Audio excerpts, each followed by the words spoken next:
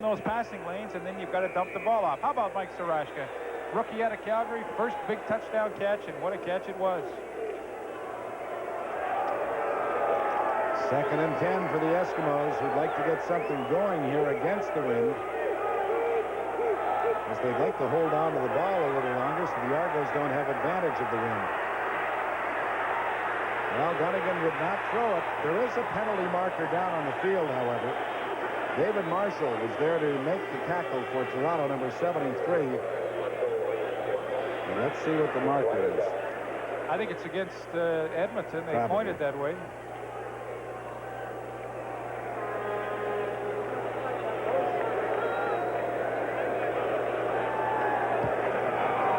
Offside. Edmonton number 70. Decline. 3rd down. So Brian Kelly jumped the gun a little too quickly, and the Argos declined the penalty. He knows it, too. You can see that. When he jumped offside, he just started shaking his head. See, that was a really big defensive stand for the Argos, because now they're going to have the wind at their back for another minute and 10 seconds. If the Eskimos had been able to get a first down, that one was touched. Penalty marker is down. They're going to call contacting the kicker as Chris Woods takes it and goes right down at the 45-yard line. I got the feeling the ball was touched. You'll have to wait and see that. Yeah, Cliff Hewitt, number 15, really comes in and has a great chance to block this kick. Don Moen had a good chance earlier. You're going to have a good look at it. Number 15, here he comes. Well, he might have got a piece of it. Well, tough to tell. I don't know how you call that contacting the kicker, to be honest with you. Well, there's a rule, is there not, an unintentional contact? Or? Oh, yeah, but I mean, he didn't do anything. He just, ran right by him.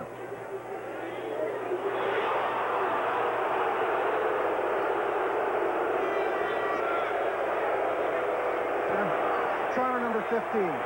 3rd down repeated. Well, to each his own, and they're all judgment calls, but let's look at it. His foot went into Cliff Hewitt, is what happened. Jake Ireland, I don't agree with the call. And I'm sure that won't bother you, but it certainly will bother the Argonauts because the Eskimos have now picked up a first down. The penalty had brought it to within 6 inches of the first down, and then the Eskimos kept the football and now have moved the yardsticks. Cliff Hewitt getting his first chance to have a starting assignment tonight at the inside safety spot. Really went after that kick hard, and the fans here are voicing their displeasure.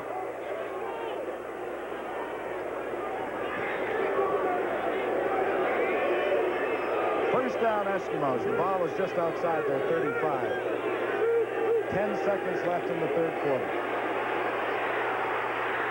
Dunnigan fires. It's complete to Rick House. And House is wrapped up as he got to about the 44-yard line. Argos are really fired up. But House will bring Edmonton to within a yard of another first down. David Marshall and Cliff Hewitt were there to make the stop. Well, they're really forcing Edmonton to throw those underneath patterns. There's no way they're going to get the ball downfield. So they have to take what they can get. And they got 9 yards as the 3rd quarter comes to an end with the Toronto Argonauts out in front of the Edmonton Eskimos 20-12. We'll return with the 4th quarter in a moment. Chris Johnson took the handoff from quarterback Matt Dunnigan as we begin play here in the 4th quarter and picked up the necessary yardage for an Edmonton first down. Here's the way the scoring has gone. It was 6-0 Toronto at the end of the 1st quarter. 11-9 Edmonton at the half. 20-12 is the way we stand right now as we begin the 4th quarter of play.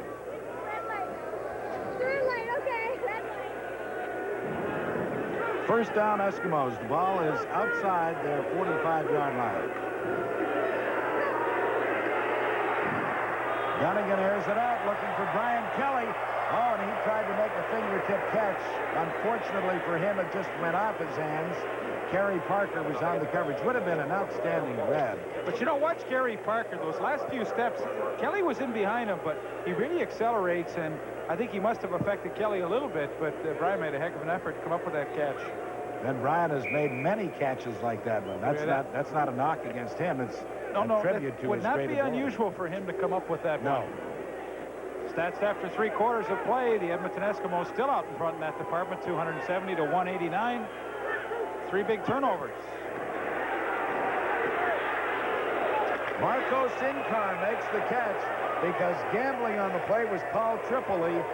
And if you're going to take that gamble, you're supposed to come up with the football. He did not, and the ball went right into Sinkar's arms down at the Toronto 42-yard line, a gain of 23. Well, when you play as much zone as Toronto does, you have to try and squeeze down those lanes. That time they just couldn't squeeze it down fast enough, and Marco Sinkar made a nice catch.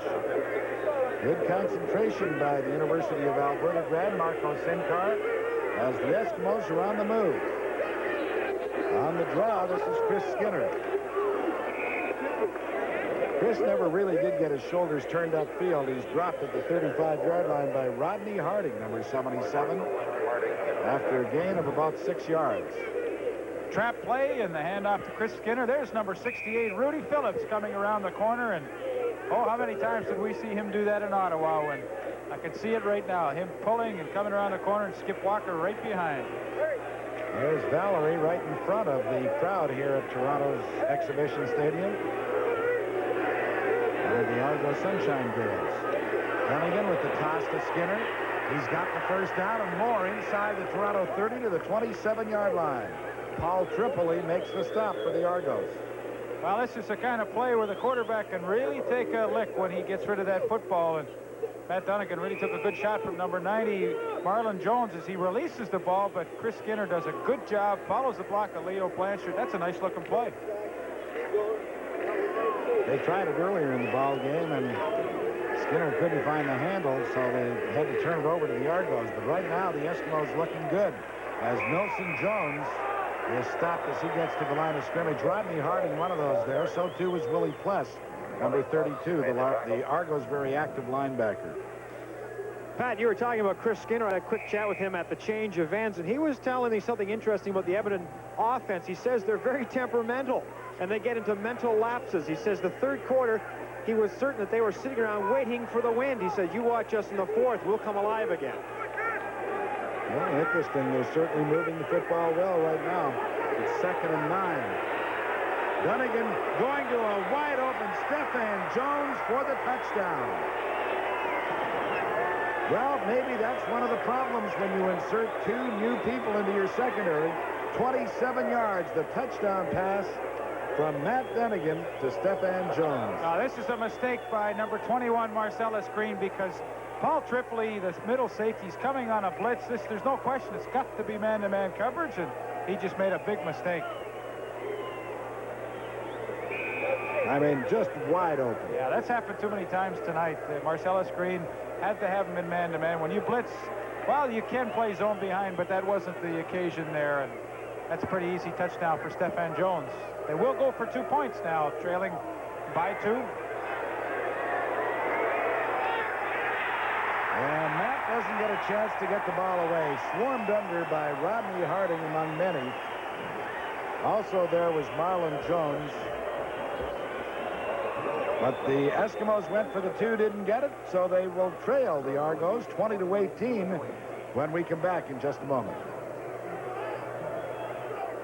Surprising, we've got a heck of a football game right now. The Argos lead the Edmonton Eskimos by 2 points, 20 to 18. But the Eskimos have shown you here in the fourth quarter that they're ready to strike at any time. There's another mistake by the Argos. They let the ball bounce. Craig Ellis. And by the time he corrals it, the cover team of the Eskimos are on top of him, and he only gets it back to the 25. Football is an amazing game, though, Leaf, and you played it at the high school level, at the university level, and at the pro level. It's amazing to me the ebb and flow of, you know, the old thing called momentum. Yeah, I think so, too. You know what, I thought Dan made a good point where Chris Skinner said that they were kind of just waiting for the fourth quarter to get the win. I've been through that before. You kind of just say to yourself psychologically, if we can just get through the third quarter and stay close, we've got the wind at our back in the fourth. That's when we're going to save our energy and turn it on. And I think this is a perfect example of that. Toronto has the ball first down at its own 26. Well, there was absolutely no room for Craig Ellis. James Zachary brought him down back to the line of scrimmage, number 92. So too, linebacker Mike McLean was in there so quickly that play just never had a chance to develop. You know, conversely, defensively for Edmonton, now they've got the wind at their back, so they know Toronto may want to run the ball a little more, so it makes it a little bit easier to play defense too. Loss on that play was about 3 yards, so it's 2nd and 13. Holloway in the shotgun.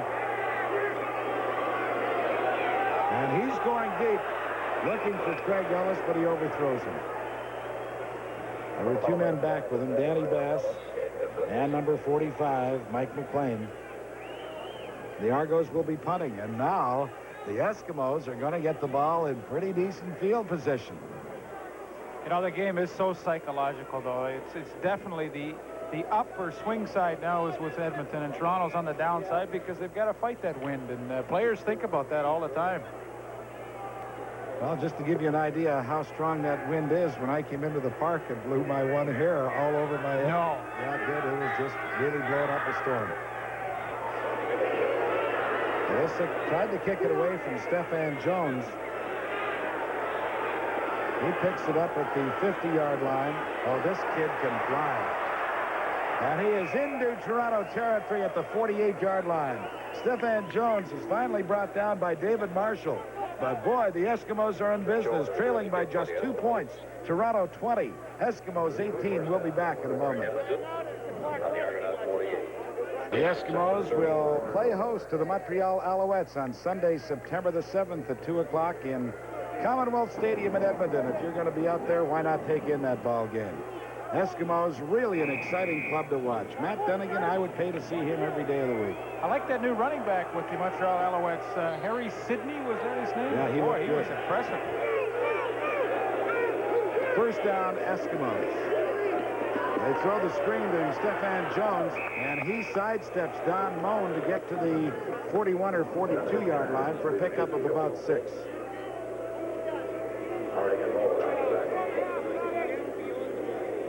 Boy, he's got some moves when he catches that football. Stefan Jones made a great play on that punt return.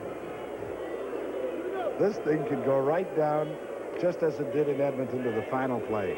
You know, you folks at home may wonder why Matt Dunnigan looks at his wrist every time he goes in the huddle. Well, he's got a short list of plays typed on a piece of paper there, and he's just kind of selecting one. And he's one of the few quarterbacks that does call his own plays, too.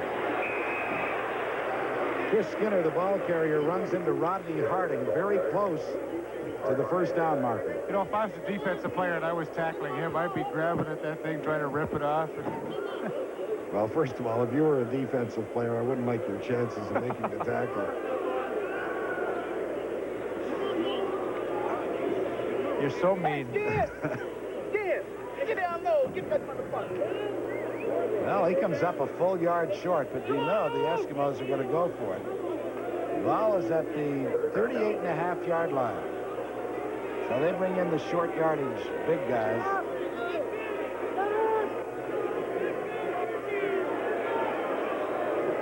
Clock is moving too. It's 8 minutes and 56 seconds left to play in the ball game. Eskimos with 3rd and a yard to go at the Argo 38.5. Dunnigan keeps it, and he should have the first down. Every time they've needed a yard or whatever on 3rd down, Dunnigan has kept it himself. Argos have called for the yardsticks to come back out, but certainly from our vantage point, Matt Dunnigan picked up the first down. They tell me that Matt is just a great, great citizen out there, too. Works in so many charitable things. He's involved with the Special Olympics, I know for sure. He was in that calendar that they had last year where all the money and proceeds went to the Special Olympics. And like so many other great stars, Edmonton is such a, it's such a great place to live. So many of them stay there, and Matt Dunnigan is one of those on this club, one of many who stay there. Yeah, Tom Tuanay, he stays there, and there's a number of other fellas that do as well. Danny Bass stays there. On the draw. Nelson Jones gets to about the 32-yard line, so he'll have a pickup of about 5. It was Chris Skinner, actually, not Nelson Jones. David Marshall, 73, and Rodney Harding, 77, make the stop. So 35 instead of 34. Picks up the 5 yards for the Eskimos.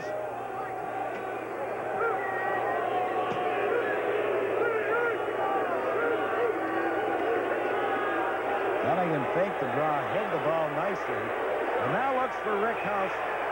He may have jumped a fraction of a second too soon. The ball went over his head. Carl Bracely was defending for the Argonauts. That's probably the toughest pass pattern to cover for an inside safety. When that slot back comes all the way across the field, you've just got to trail him and hope that you make that quarterback throw it high enough by staying right on his hip. And of course, Carl Bracely couldn't have played it any better. So now Tom Dixon, who has missed 2 field goals tonight, will have an opportunity of putting the Eskimos back in front. It will be a 40-yard field goal try. And again, it is wide. Well, there is no question that Lance Chalmers has outkicked Tom Dixon tonight. It goes for a single point, so now the Argos lead it by only 1 with 7:25 left. Toronto 20, Edmonton 19. We'll be back in a moment. The young fellow growing up in Ottawa, the game we always looked forward to were the Toronto Argonauts coming to Lansdowne Park, because you knew it was going to be a great football game, and that's where we will be on Friday night. CFL on CTV's Friday Night Football will come to you from the nation's capital. The Argonauts leading by a point over the Eskimos start from their 35-yard line. 7 minutes, 10 seconds left to play in regulation time. Holloway's pass is caught by Chris Woods at the 48-yard line. He'll have an Argonaut first down. Jeff Volpe, number 18, was there to make the stop along with Gary Thompson. It's a nice 3-man pass pattern to the short side of the field that time. A clear out by Craig Ellison, and Chris Woods just comes into that vacated area with the hook pattern, makes a nice catch in front of Gary Thompson.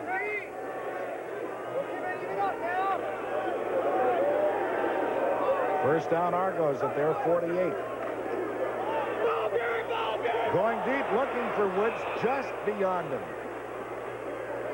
Gary Thompson was with him step for step. Once again, Conrad Holloway paid the price for standing in and throwing that long bomb. Mike McLean came in and gave him a pretty good shot, but good coverage by Gary Thompson.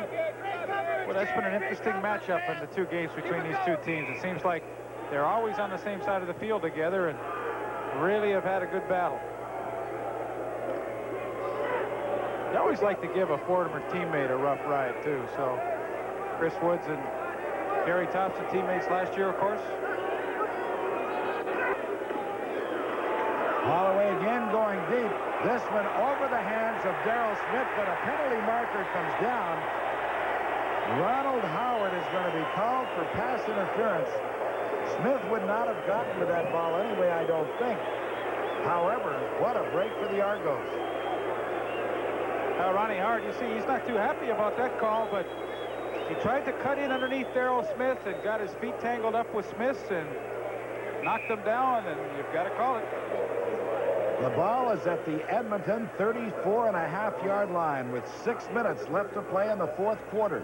We're going to see the end of this. Watch Howard. He tries to cut across in front and trips up Darrell Smith.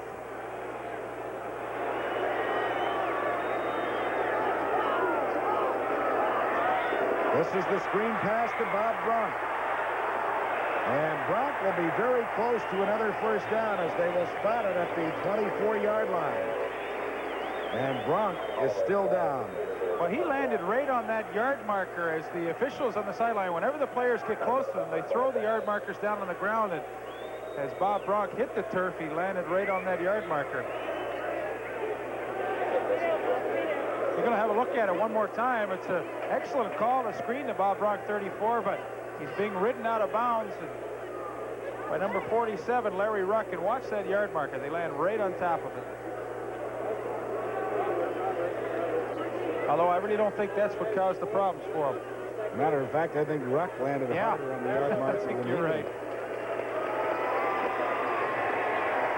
Bronk did pick up the first down. A gain of 11 into the Edmonton 24-yard line. Sharing the fullback duties this year with young Warren Hudson. Bob Bronk, primarily known as a good blocking fullback.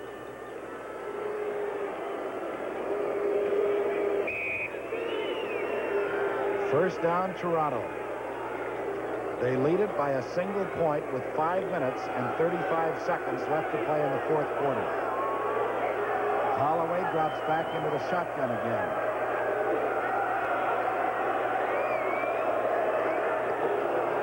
The pass intended for Chris Woods goes incomplete. It really is every time that Holloway drops into the shotgun. You know, they've got to change their blocking schemes up front because they're just turning a linebacker loose. That time it was 45 Mike McLean. He just came free. Nobody touched him. And if you're going to have a hot offense where you don't block linebackers, you better hit your receivers quickly. Watch these guys. They're all running deep downfield. They don't realize that the linebackers aren't being blocked, and you can't win with that kind of offense. Your quarterback's going to get killed. Yeah, I'll tell you something else they've got to do. They got to get Willie Thomas to get the ball back to Conridge without him having to go left, well, right, it's an high, adventure low. every time It Conridge really goes is. to catch it, but you know, Conridge time and time cannot stand in and throw the football when he's going to just take a clean shot on the front side from a linebacker.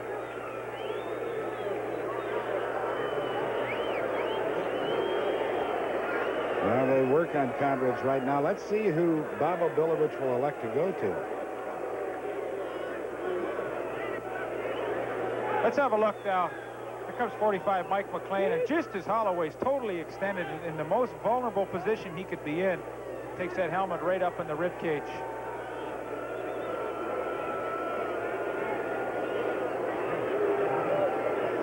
See, with Bob Bronk out of there, Bronk is certainly a big protector for that Toronto quarterback. He's a good blocking back.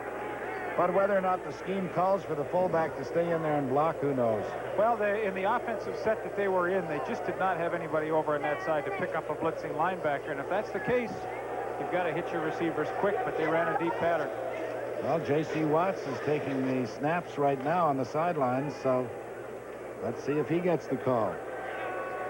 He was listed number 3 on the depth chart behind Norman Gibbs. But it would appear that we are going to see J.C. as Mike Shirosky comes back onto the field. You know, a lot of people would say, why did the Argos go out and get J.C. Watts and also Tim Cowan? This is one of the reasons. We were talking to Leo Cahill before the ball game. I said, did you get the guys in order to swing the trade further down the line? He said, not at all. We want the 3 of them on our roster. And have a look at the shot again. Watch, Holloway is in the most vulnerable spot he can be in. And there goes that shoulder inside of the helmet right up into the rib cage. Poor Conridge, you know, he gives everything he's got. He's not a very big man. He's a very courageous fellow. But he's had so many injuries. You have to wonder, how long can he keep doing this to his body? J.C. Watts comes onto the field after getting a high five from Conridge Holloway.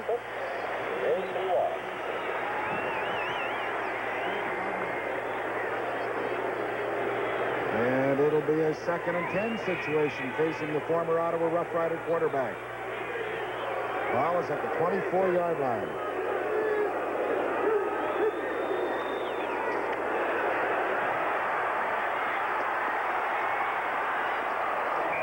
Well, Edmonton, of course, has played against J.C. Watts.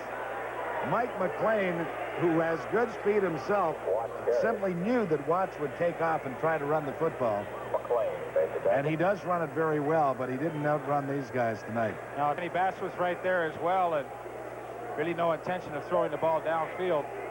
You have to wonder how much of the offense that JC's been able to grasp since he's been with the Argonauts. But I find it funny, the Ottawa Rough Riders were happy to get rid of him, get rid of the contract, and yet in Toronto they're extremely pleased to have him. Mind you, Ottawa had him for a few years, so maybe the fans down there know something the fans up here don't know. The field goal, once again, by Lance Chomick is good. That's his 5th tonight. Where would the Argos be without him? But the Eskimos don't mind that one too much, I suspect, because they didn't want to give up the major score. They just give up the 3, and now they trail by only 4 points. Toronto 23, Edmonton 19, with 4 minutes and 41 seconds left to play in the fourth quarter. Well, this thing could go to overtime. The Eskimos are liable to score a touchdown, which would then put them 3 points up. And the Argonauts are liable to come back and score the field goal that would tie it, and we'd have our first overtime game ever. in regular season CFL right. play. Once again, Lance Chomick will be in to do the kickoff duties, and I suspect into the wind they've got their place kicker in there just to put it into an area, a soft spot between the blocking wedge and maybe the deep receivers back there, rather than have Hank try and just hammer one high up into the wind.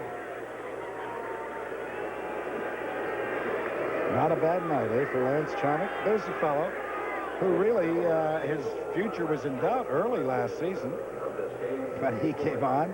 But, I mean, he's just been great since they awarded him the job full time.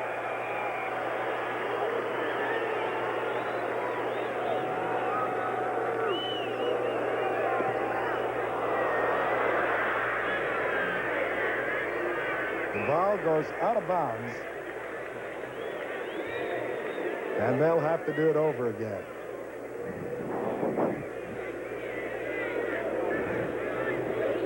But as Leaf explained, that's the reason why they've got Chomick in there. They don't want the high kickoff that can be returned a great distance. Freddie Dunbar, my idol. Freddie and I go to the same workout place.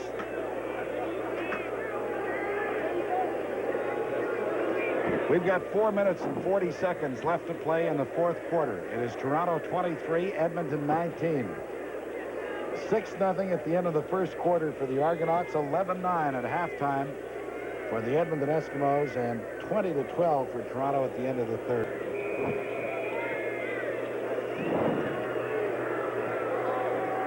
Stefan Jones and Tom Richards back to return this kickoff.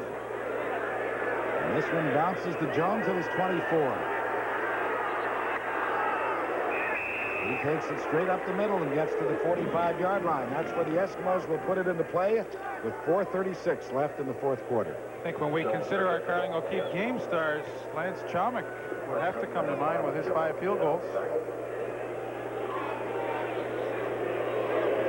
Argos wouldn't have much offense without him, would they?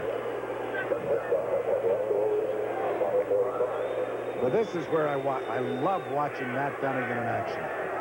The game is on the line right now.